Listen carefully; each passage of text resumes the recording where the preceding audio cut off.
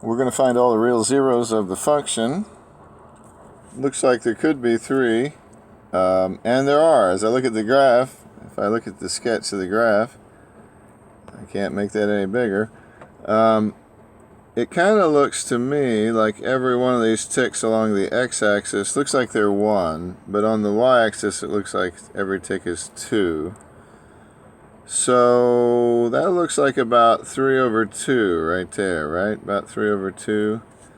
And then I'd say that's probably about 3 right there. And let's see, if I look over on this side, it's probably a -1. Those are the places I'm going to be looking.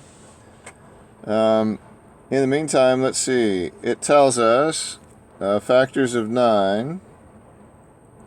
So we'll say 1, 3, and 9, plus or minus, over 1 and 2 for the leading coefficient. Okay?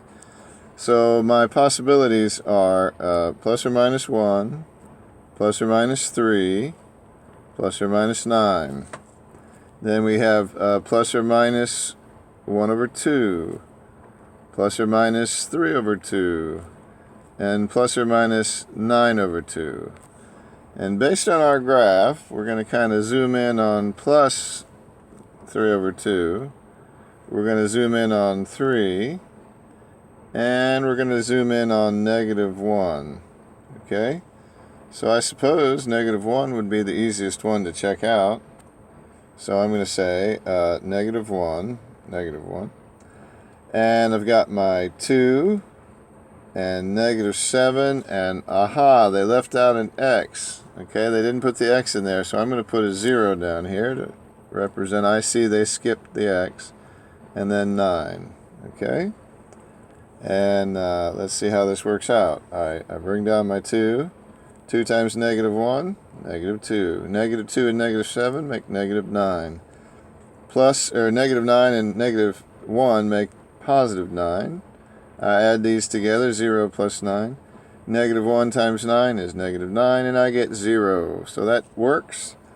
And I know I have x plus 1, because that's what -1 would go with to make 0. And now, since I started with x to the third, I'm down to x squared. And I have 2 for this 2 right here. 2x squared minus 9x plus 9. And then I just kind of think to myself,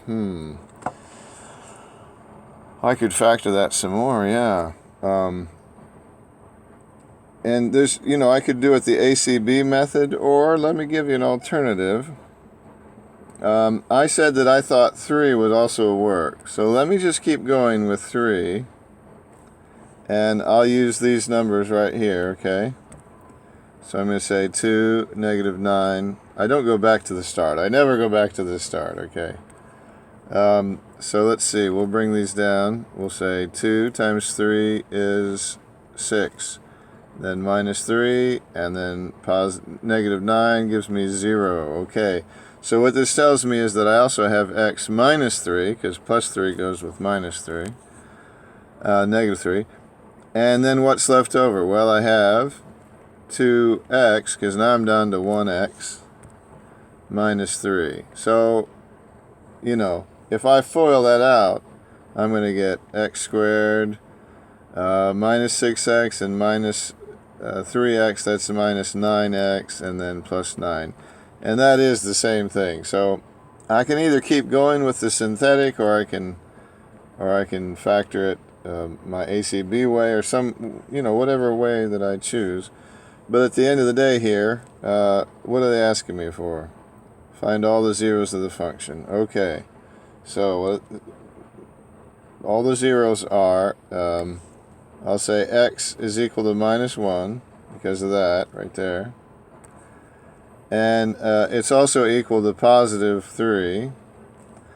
And what goes with 2 to make a +3? Well, I put the 3 I want on the top and the 2 I don't want on the bottom. And that gives me 3, right? Which goes with -3 and makes 0. So I'm going to say that x is also equal to 3 over 2, which I think I suspected up here. Yeah, 3 over 2. And you say, wait a minute, you lost me back here.